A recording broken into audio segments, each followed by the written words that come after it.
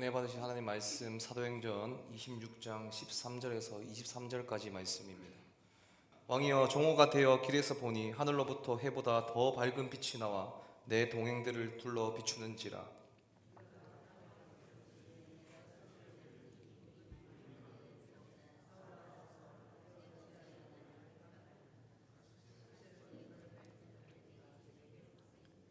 내가 대답하되 주님 누구시니까? 주께서 이르시되 나는 내가 박해하는 예수라.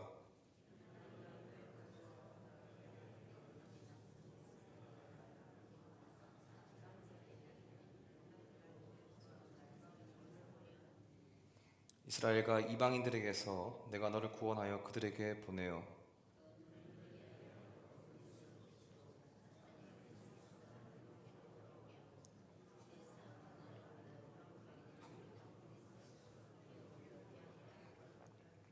아그리빠 왕이여 그러므로 하늘에서 보이신 것을 내가 거스르지 아니하고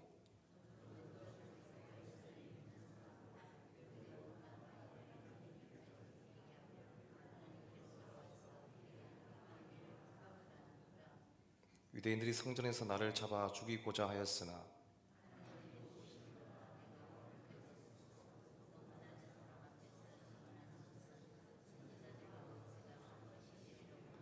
우리 함께 읽겠습니다.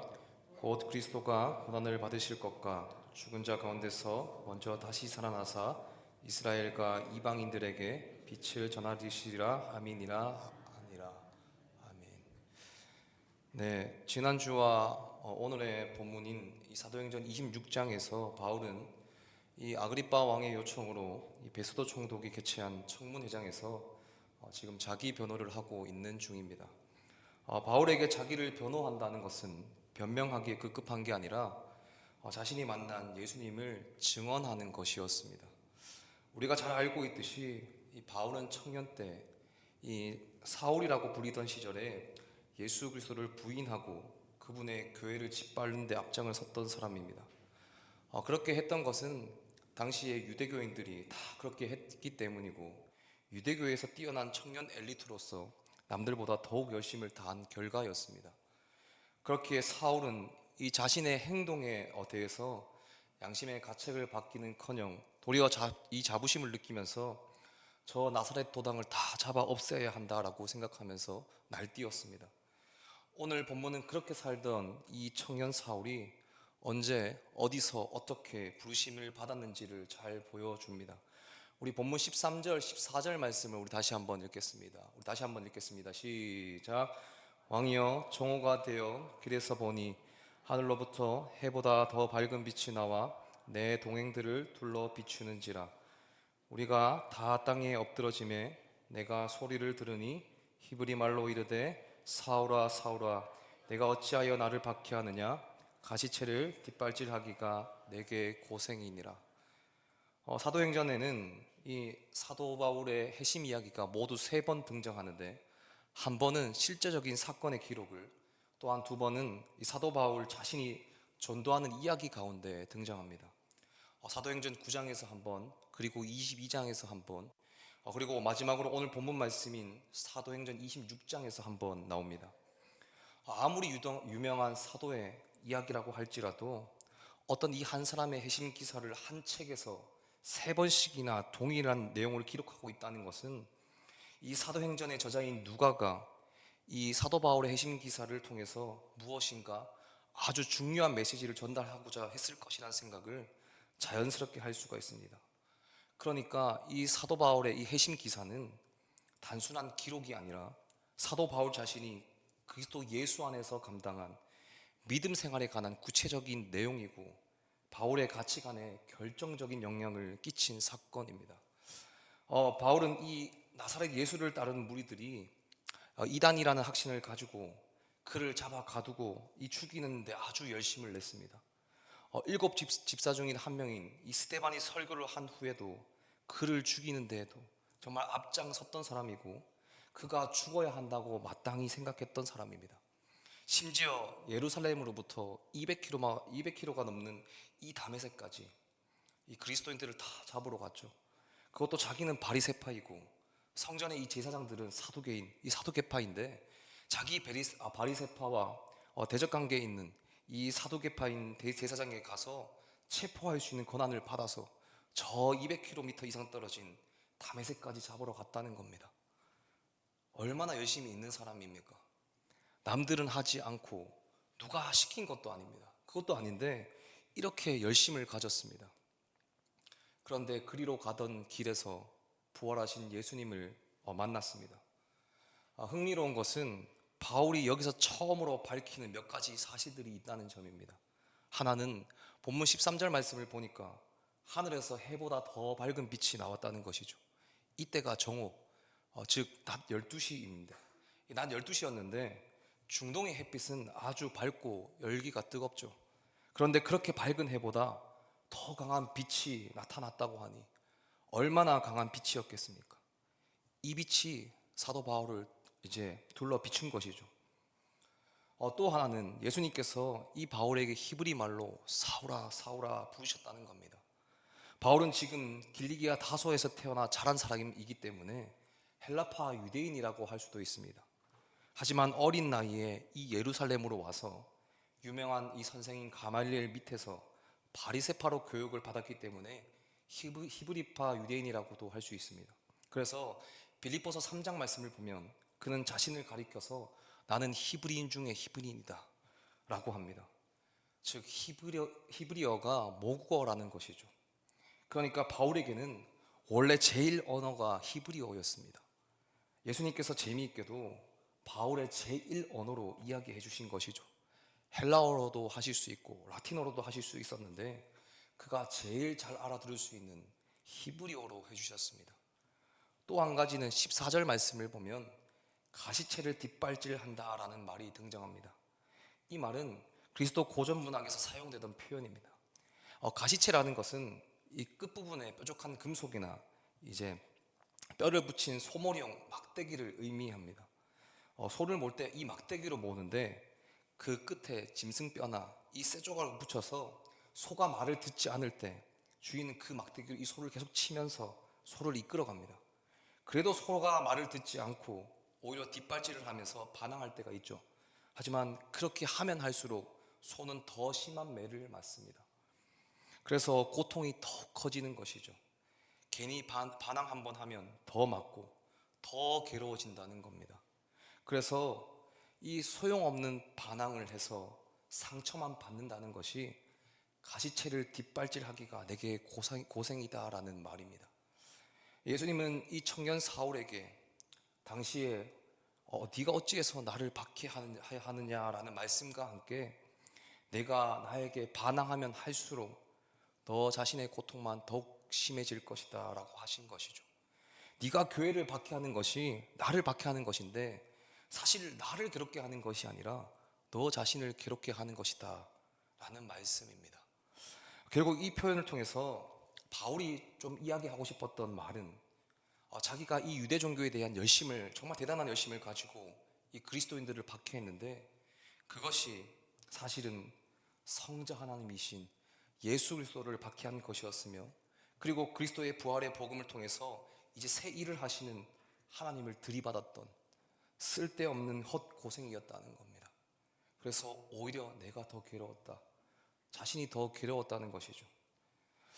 이 청년 사울에게 주님의 그 말씀은 엄청난 충격이었습니다. 자기가 그동안 그토록 부정하고 반대했던 이 나사렛 예수가 하나님께서 약속하신 바로 그 메시아였다는 것, 그것도 그 자체도 너무 충격이었지만 자기가 그동안 박해했던 이 대상이 나사렛 이 도당 이단이 아니라 예수 그리스도였다는 것, 성자 하나님이었다는 사실이 참 충격이었습니다. 자기는 그동안 예수가 당연히 사람이고 죽었으며 괜히 헛소리만 하던 사람이라고 생각했는데 실제로 자기 앞에 나타나신 주님, 부활하신 그 예수 그리스도를 만나고 나서는 이제 나는 내가 틀렸다라는 것을 깨달은 거죠. 사실 바울은 예수님을 직접 박해한 적은 없었습니다. 그는 이 땅에서 예수님을 직접 뵌 적도 없었죠. 그의 박해의 대상은 단지 예수를 메시아라고 주장하는 사람들이었습니다. 그러나 나는 내가 박해하는 예수다 하시는 그 주님의 말씀을 듣고서 내가 예수님을 박해했구나, 예수가 정말 그리스도가 맞구나. 그런데 내가 그분을 박해했구나라는 충격적인 사실을 깨닫게 된 겁니다. 여기서 우리가 생각해야 될 것은 이왕 예수 믿고 신앙생활 하는 거 제대로 해야 된다는 것이죠. 그런데 성경에 근거하지 않는 자기 열심, 지혜가 없고 분별력이 없는 종교적 열심이나 그게 충성심이라면 그것이 문제가 된다는 겁니다. 오히려 하나님이 원하시는 방향과 다를 수 있다는 것이죠. 우리의 무지한 열심의 결과가 오히려 예수님, 이 주님을 박해하고 해를 끼치는 결과를 가져올 수 있다는 것을 우리는 기억해야 합니다. 열정과 열심을 가지되 올바른 방향을 가지는 것이 가장 중요합니다. 우리가 열심히 신앙생활을 하는 것, 교회를 위해서 봉사하고 헌신하는 것이 어떤 방향으로 나아가는지, 누구를 위한 일인지를 우리는 분명히 알고 짚고 넘어가야 합니다. 오늘 본문의 핵심이 무엇입니까? 바울의 핵심, 그리고 가장 중요한 주님의 바울을 향한 부르심입니다. 바울이 사도로서의 사명을 주님으로부터 위임받는데 초점이 맞추어져 있습니다. 우리 본문 15절, 16절 말씀을 다시 한번 읽겠습니다. 우리 함께 읽겠습니다. 시작. 내가 대답하되 주님 누구시니까? 주께서 이르시되 나는 내가 박해하는 예수라. 일어나 너의 발로 서라. 내가 내게 나타난 것은 곧 내가 나를 본 일과 장차 내가 내게 나타난 일에 너로 종과 증인을 삼으려 함이니. 이 해심전의 사울은 기독교인들을 핍박한 것이 자신을 박해한 것이라는 이상한 하늘의 음성을 들었습니다. 그래서 15절에 바울은 도대체 누구십니까? 라고 물으니까 나는 네가 박해하는 예수다 라는 이 엄청난 충격적인 말씀을 듣게 됐죠. 이로써 이 사울이 기독교인들을 핍박한 것은 자기가 그토록 열심히 섬기려던 이 하나님을 핍박한 것이었다는 사실이 분명해졌습니다. 사울은 그때 너무 두려워서 땅에 엎드려져 있는데 주님께서 뭐라고 말씀하십니까? 일어나 너의 발로 서라. 이 음성을 듣습니다. 그런데 일어나 너의 발로 서라는 이 말씀은 구약에서 자주 쓰이는데 주로 하나님께서 선지자들을 부르실 때 하시는 말씀이었습니다. 보시면 똑같습니다. 대표적으로 에스겔을 부르실 때 그러셨습니다. 에스겔 2장 1절 말씀을 보시면 그가 내게 이르시되 인자야 내 발로 일어서라. 내가 내게 말하리라. 하나님의 말씀을 듣기 위한 준비로서 엎어져 있지 말고 너 일어나서 들으라는 겁니다. 똑같은 표현을 예수님께서 바울에게 쓰셨습니다. 일어나 너의 발로 서라. 그러니까 구약에서 하나님이 에스겔을 이 선지자 예언자로 부르신 것처럼 지금 여기서도 예수 그리스도께서 청년 사울을 사도로 부르셨다는 것을 강조하고 있는 겁니다. 그래서 사명을 감당한 이 사도로서 이 부르심을 받았는데 바로 이것이 하나님의 종사도로서 예수님을 전하는 증인으로서 위임을 받은 것이죠. 그러면서 주님이 이 사도 바울에게 뭐라고 말씀하십니까? 본문 17절, 18절 말씀도 우리 함께 읽겠습니다. 함께 읽겠습니다. 시작. 이스라엘과 이방인들에게 내가 너를 구원하여 그들에게 보내어 그 눈을 뜨게 하여 어둠에서 빛으로 사탄의 권세에서 하나님께로 돌아오게 하고 제3가 나를 믿어 거룩하게 된 무리 가운데서 기업을 얻게 하리라 하더이다. 이 사도 바울에게 주어진 이 사명은 유대인들은 물론이고 이방인의 사도로 보내질 것이라는 사실입니다. 바울은 이방인의 사도라고 우리가 보통 잘 알고 있지만 지금까지 우리가 계속 사도행전에서 보았듯이 어디를 가든 그는 먼저 유대인의 해당에 들어가서 복음을 전했습니다. 그러니까 유대인들과 유대교로 개종한 사람들에게 먼저 복음을 전했다는 겁니다. 이방인의 구원을 위해서 보냄을 받았다는 사실도 물론 잊지 않고 나가서 이방인들에게도 복음을 전했습니다. 유대인들에게 전했고 유대인들이 거부할 때는 이방인들에게 전했습니다. 게다가 18절 말씀을 보면 바울은 자신이 이스라엘과 이방인들에게 보냄을 받아 그 양쪽 모두의 눈을 뜨게 해서 지금 있는 어둠의 세계에서 사탄의 세계에서 죄인들의 무리에서 이제 예수를 믿어 빛의 나라, 하나님 나라, 제사함을 받은 무리, 거룩하게 된 무리, 즉 성도가 되도록 하는 그 사명을 받았다는 것입니다. 이제는 이스라엘과 이방인들에게 보냄을 받아서 자기처럼 무지하고 하나님의 뜻을 제대로 알지 못해서 영적 맹인으로 살고 있는 사람들의 눈을 뜨게 하는 것이 자기의 사명이라는 겁니다. 그래서 어둠의 세상, 즉 사탄의 권세 아래 있는 자들, 그런 사람들을 하나님의 백성이 되게 하는 것이 지금 주님의 사명이라고 선포하고 있는 것이죠. 우리가 여기서 좀 생각해 봐야 할 것이 있는데, 사도 바울은 어떻게 유대인들이 거부함에도 불구하고 그 수많은 핍박에도 불구하고 이 주님께 받은 사명, 복음을 전하는 이 증인의 삶을 살 수 있었을까요? 어떻게 이 삶이 가능했을까요? 단 하나였습니다. 구원의 확신이 있었기 때문이죠. 그거 붙들고 간 겁니다. 단 하나, 다른 게 있는 게 아니라 오직 하나, 나 구원의 확신 가지고 간다.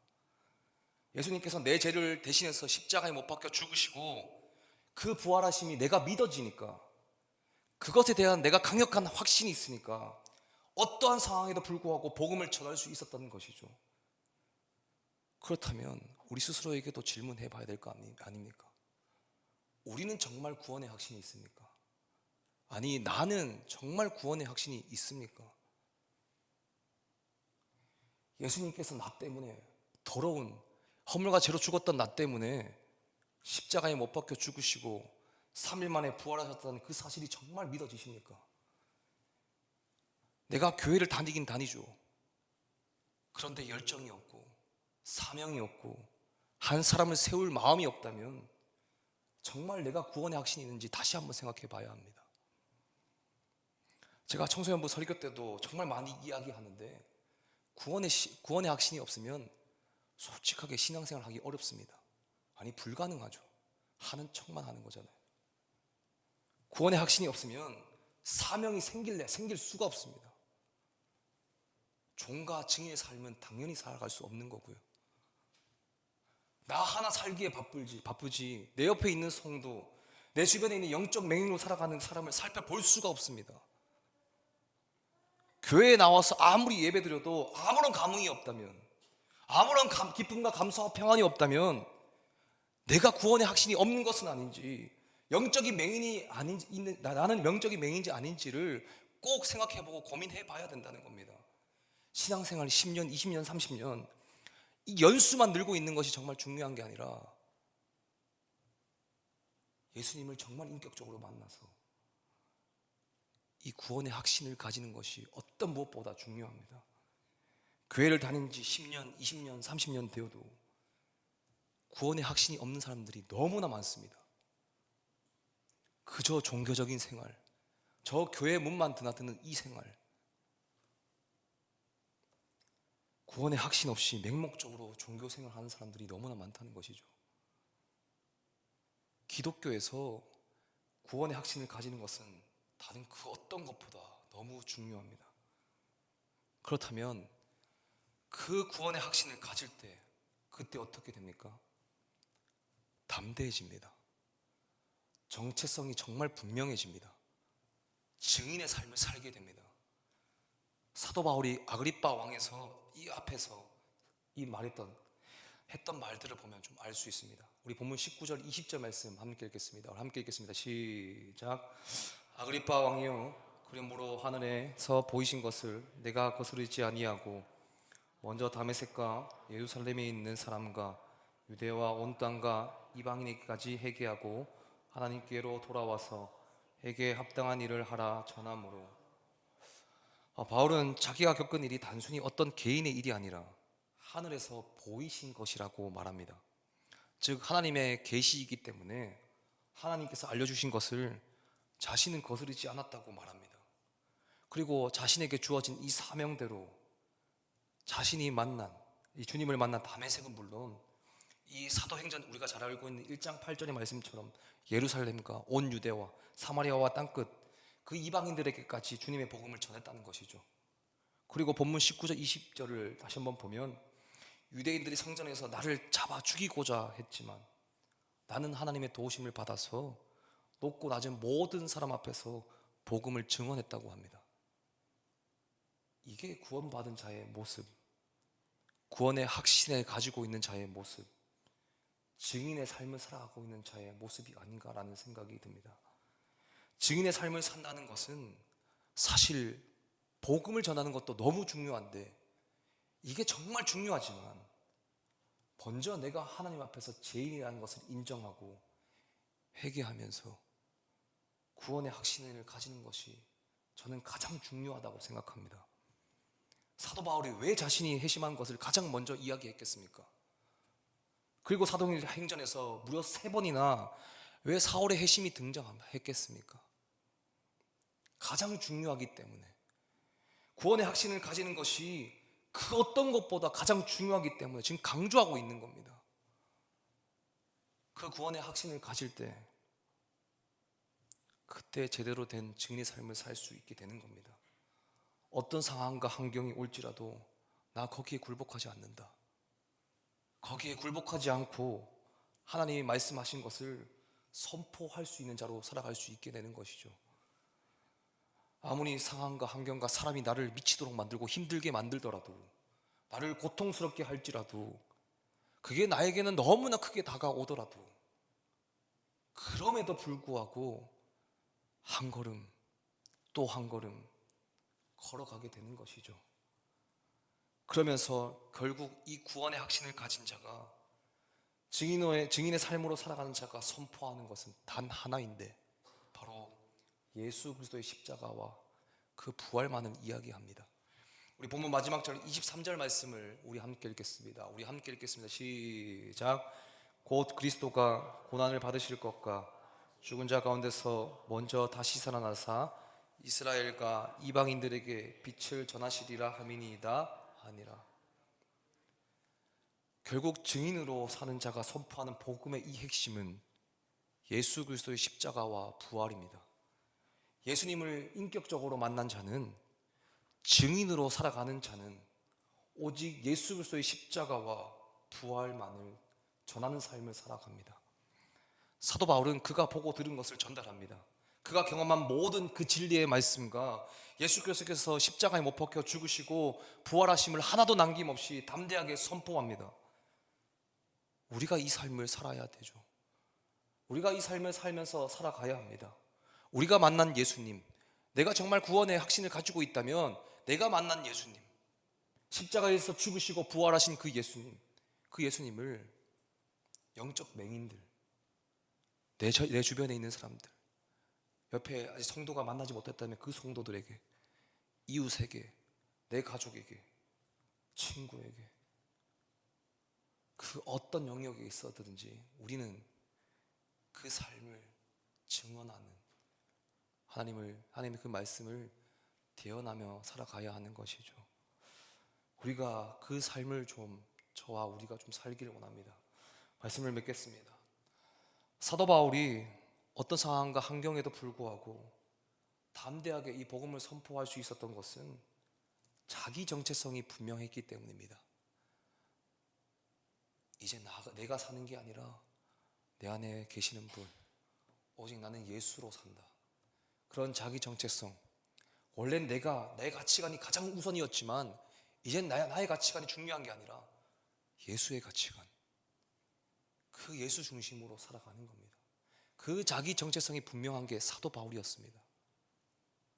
나는 허물과 죄로 죽었던 자인데 예수님께서 나의 죄를 대신해서 십자가에 못 박혀 죽으시고 3일 만에 부활하셨다. 이게 진정으로 믿어지고 나의 일이 된 것이죠. 나라는 가치관에서 예수의 가치관으로 바뀐 겁니다. 우리가 이 정체성을 가지기를 원합니다. 우리가 이 바른 정체성을 가질 때, 정말 구원의 확신을 가질 때, 그때 쉽진 않지만 증인의 삶으로 조금 한 걸음 한 걸음 살아갈 수 있게 되는 것이죠. 증인의 삶에서 가장 중요한 전제는 구원의 확신입니다. 여전히 나에게 구원의 확신이 없다면 하나님께 매달려야 합니다. 정말 억지로 신앙 있는 척하는 게 아니라, 구원의 확신을 가진 척하며 살아가는 그런 존재가 아니라 정말 오늘부터 하나님께 매달려야 됩니다. 하나님, 나에게 믿음을 허락하여 주옵소서. 내 마음에 나의 죄 때문에 십자가에 못 박혀 죽으시고 3일 만에 부활하신 그 예수 그리스도가 믿어지게 하여 주옵소서라고 우리 매달려야 됩니다. 다음 주 한 주 이제 고난주간 특별 새벽기도회가 기도회가 진행됩니다. 이 기도회라서 중요한 게 아니라 이번 기회에 나에게 구원의 확신을 달라고 기도해야 합니다. 믿음을 달라고 기도해야 되는 거죠. 맹목적으로 종교인처럼 신앙생활 하는 게 아니라 정말 이 구원의 확신을 가지고 우리 신앙생활 하는 겁니다. 예수님의 나를 향한 사랑을 다시 한번 깨닫는 귀한 시간이 되길 바랍니다. 정말 구원의 확신을 달라고 하나님께 매달리는 귀한 시간이 되었으면 좋겠습니다. 참된 구원의 확신을 가지고 이 사도 바울처럼 증인의 삶을 살아가는 우리 모두가 되기를 간절히 소망합니다.